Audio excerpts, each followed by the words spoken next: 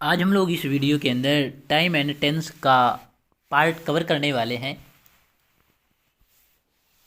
चलो अपनी क्लास को स्टार्ट करते हैं।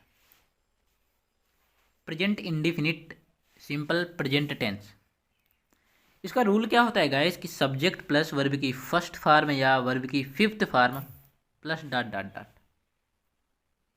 Subject plus is am are plus complement. एक एक पॉइंट को डिस्कस करेंगे। जैसे यूजेस, अब इसका यूज कहाँ करते हैं। वर्तमान के किसी स्थायी कार्य के लिए, जैसे वर्तमान के किसी स्थायी कार्य के लिए, he works in the office, in this office, he works in this office, ये स्थायी कार्य है उसका। I live in India, the earth is round. तो वर्तमान के किसी स्थायी कार्य के लिए, ठीक है, किसका यूज करते हैं, प्रेजेंट का, सिंपल प्रेजेंट का। ओके। अगला जैसे वर्तमान की आदत के लिए, जैसे he gets up before sunrise, he gets up before sunrise, ये पॉइंट नोट कर लेना। वर्तमान की आदत के लिए, हैबिट्स की, हैबिट्स, जहाँ पर हैबिट्स दी होती है ना, वहाँ पर प्रेजेंट इंडेफिनिट या सिंपल प्रेजेंट का यूज करते हैं। मैंने कहा सिंपल प्रेजेंट या प्रेजेंट इंडेफिनिट का यूज करते हैं जहाँ पर आदत दी होती है। भविष्य के किसी निश्चित योजना के लिए, भविष्य के किसी निश्चित योजना के लिए, she goes to Mumbai next month, अगले मंथ वो जाएगा कहाँ पर, मुंबई।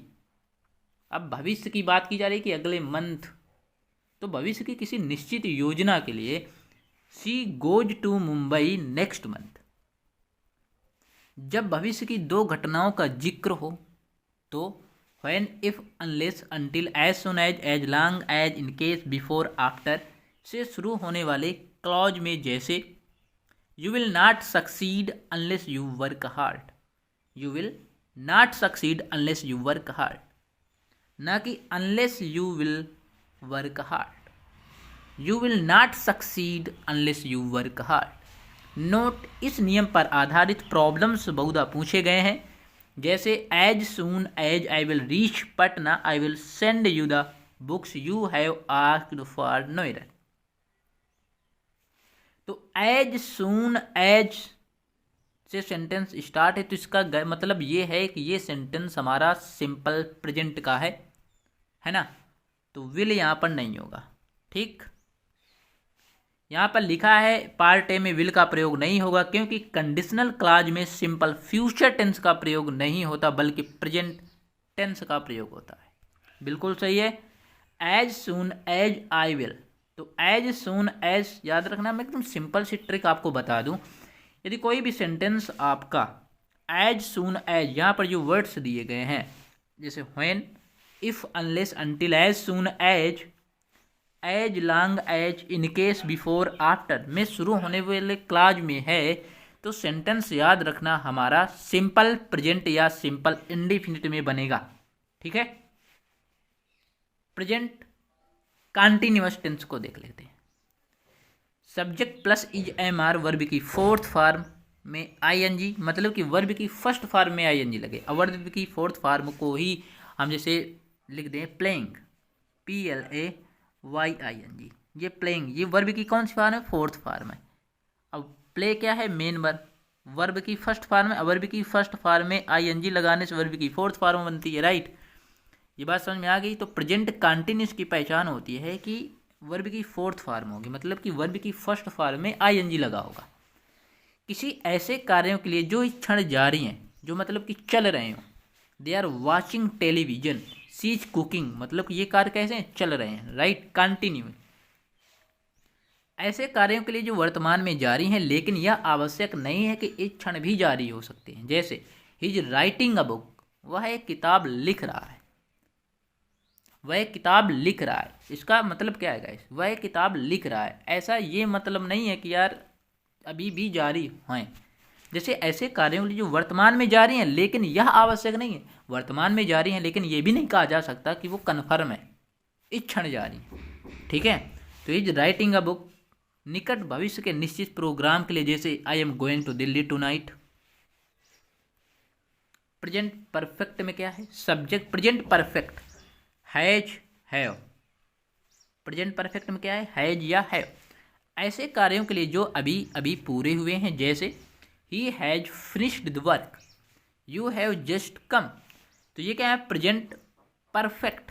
ऐसे कार्य जो अभी अभी पूरे हुए हों, he has finished the work या यू हैव जस्ट कम।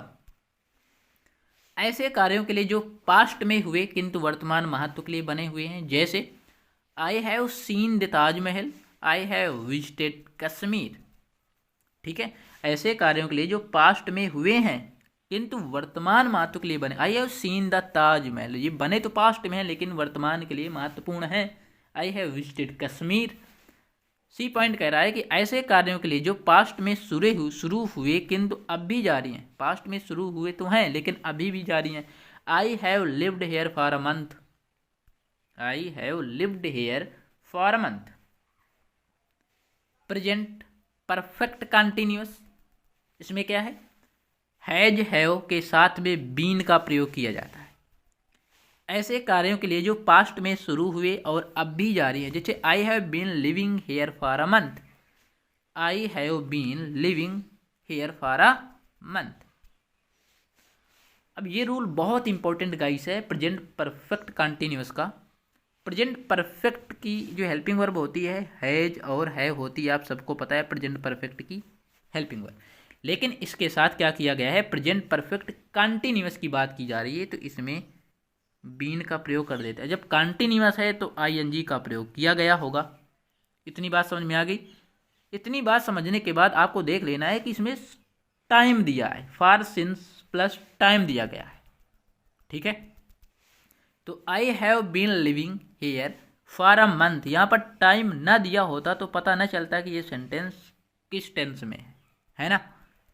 इस टाइम की वजह से हमें पता चल रहा है कि ये सेंटेंस जो है ये प्रेजेंट परफेक्ट कंटिन्यूअस टेंस का है। राइट।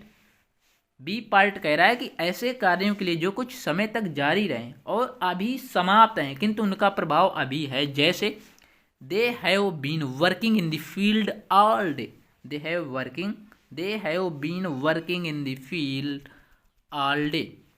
ठीक है, पास्ट टेंस की बात कर लेते हैं। यहाँ से पास्ट इंडिफिनिट या simple past, subject plus verb की second form.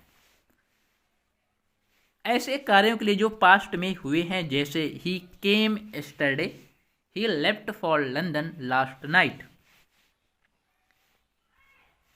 Yesterday, last night, week, month, year, the other day, the other morning आदि के साथ सामान्यतः सिंपल पास्ट का प्रयोग होता है। बी पार्ट हमारा है पास्ट की आदत बताने के लिए, जैसे he always came to see me, Meena never made a mistake. Note क्या कहता है कि पास्ट की आदत बताने वाले वाक्यों में भी सामान्यतः always, daily, every day, every month, every year, once a week, month, year आदि का प्रयोग किया जाता है। फिर पास्ट की आदत बताने के लिए यूज्ड टू का भी प्रयोग होता है, जैसे Gandhi ji used to walk in the morning. वर्तमान के अनफुलफिल्ड विश, कंडीशन, डिजायर को व्यक्त करने के लिए आई विश, इफ, एज दो, it is time, it is high time आज के साथ भी सिंपल पास्ट का प्रयोग किया जाता है। अब मैं यहाँ से आपको एक सिंपल सी ट्रिक बता रहा हूँ। यदि किसी भी सेंटेंस का सब्जेक्ट आई विश, इफ हो, एज इफ हो, एज दो हो, इट इज टाइम हो या इट इज हाई टाइम हो, तो बिना देखे आपको वाज, वेयर का प्रयोग करना है। किसका?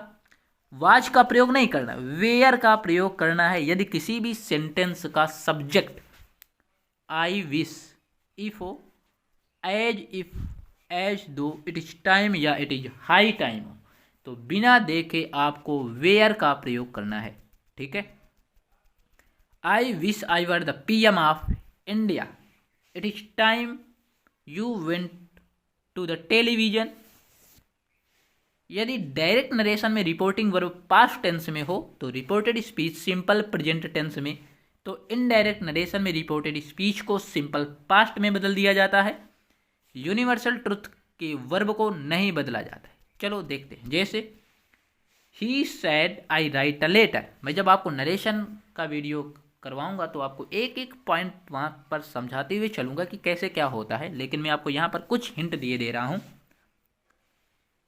यदि ये है गाइस रिपोर्टिंग स्पीच, इसे बोलते हैं रिपोर्टेड स्पीच। ठीक है, इस वाले पार्ट को क्या बोलते हैं? Reported speech. इस वाले पार्ट को reporting speech.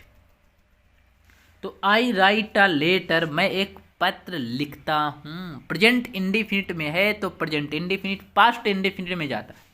He said that, आई को चेंज कर देंगे इसके अकॉर्डिंग, फर्स्ट पर्सन के प्रोनाउन के अकॉर्डिंग। ही राइट का second form wrote a letter. मैं नरेशन की वीडियो बनाऊंगा, ठीक है, परेशान मत होइएगा। यदि आपको नरेशन नहीं आता हो तो कमेंट सेक्शन में बता सकते हो कि सर नरेशन की वीडियो अपलोड करिए। ठीक है। Past continuous tense, past continuous sentence में क्या होता है? वाज या वेयर का प्रयोग करते हैं। जैसे ऐसे कार्यों के लिए जो पास्ट में जारी थे। He was writing a letter yesterday evening, जब पास्ट में दो घटनाएं एक साथ जारी हैं। जैसे while she was dancing, he was singing, जब पास्ट में किसी चीज़ का उत्तरोत्तर विकास या हौस दर्शाना हो। जैसे he was becoming more and more ambitious, किसी व्यक्ति के पास्ट की ऐसी आदत जो दूसरों के लिए नाराजगी, चिड़चिड़ाहट आदि का कारण बना हो। जैसे she was always writing rude letters to मी।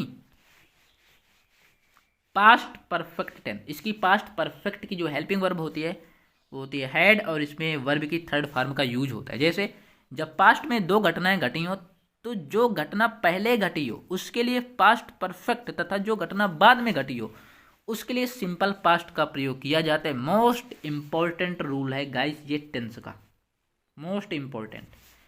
फिर से समझिएगा, जब पास्ट में दो घटनाएं घटी हो तो घटना पहले, जो घटना पहले घटी हो उसके लिए पास्ट परफेक्ट, जो घटना बाद में घटी उसके लिए सिंपल पास्ट का यूज करेंगे। जैसे the patient had died before the doctor केम, तो ये घटना पहले घटी। द पेशेंट हैड डाइड, उसके मतलब कि जब डॉक्टर है उससे उसके पहले ही पेशेंट मर गया था, right. The patient had died before the doctor केम, तो ये जो बिफोर द डॉक्टर केम है, द डॉक्टर केम, ये किस में है? सिंपल पास्ट में। और द पेशेंट हैड डाइड ये है पास्ट परफेक्ट में। ओके, अगला देखते हैं। He reached the station after the train had started, तो he reached the station after the train had start, तो ये घटना पहले हुई, द ट्रेन का स्टार्ट होना पहले हुआ। तो जो घटना पहले हुई पास्ट परफेक्ट में, जो घटना बाद में सिंपल पास्ट में, राइट। सामान्यतः पास्ट की एक घटना के लिए पास्ट परफेक्ट का प्रयोग न करके सिंपल पास्ट का प्रयोग किया जाता है। जैसे ही हैड कम स्टरडे के बदले ही केम स्टरडे कहा जाता है। I wish, if, as if, as though के साथ भी पास्ट परफेक्ट का प्रयोग किया जाता है यदि पास्ट का अनफुलफिल्ड विश, कंडीशन, डिजायर को व्यक्त करना हो। जैसे I wish I had passed in the first division, if he had come on time he would have caught the train. C number है, यदि डायरेक्ट नरेशन में रिपोर्टिंग वर्ब पास्ट टेंस में हो तो, तथा रिपोर्टेड स्पीच प्रेजेंट परफेक्ट या simple past में हो तो, इनडायरेक्ट नरेशन में रिपोर्टेड स्पीच में पास्ट परफेक्ट टेंस का प्रयोग किया जाता है। जैसे गाइस ये आपका जो पार्ट है नरेशन का मैं नेक्स्ट वीडियो के अंदर कराऊंगा, ठीक है। नरेशन की जब वो वीडियो आएगी, आपको नरेशन वीक है तो कमेंट सेक्शन में बता सकते हो, जल्दी ही नरेशन की एक वीडियो आ जाएगी आपके पास। पास्ट परफेक्ट कंटिन्यूअस, इसमें क्या होता है? पास्ट परफेक्ट में हैड था, पास्ट परफेक्ट कंटिन्यूस में आ गया तो बीन आ गया, और वर्ब की फोर्थ फॉर्म जो कि कंटिन्यूअस है। ऐसे कार्यों के लिए जो पास्ट में शुरू होकर कुछ दिनों तक चलते रहे थे। Meena had been lying there for an hour. Future tense, future में विल शैल का प्रयोग करते हैं, वर्ब की फर्स्ट फॉर्म लगती है। ऐसे कार्यों के लिए जो भविष्य में होंगे, जैसे he will do it tomorrow, Dinesh will build a house, future में होंगे। ध्यान रखें कि फ्यूचर के कार्यों को बताने के लिए सिंपल प्रेजेंट या प्रेजेंट कंटिन्यूअस का भी प्रयोग होता है, बशर्ते प्रोग्राम निश्चित हो, अन्य कंस्ट्रक्शन जिनके माध्यम से फ्यूचर के कार्य को बताया जा सकता है। Subject plus is am are plus to plus verb की first form, he is to start some business, Mohan is about to leave the house, subject plus has है कंपल्सन को बताने के लिए।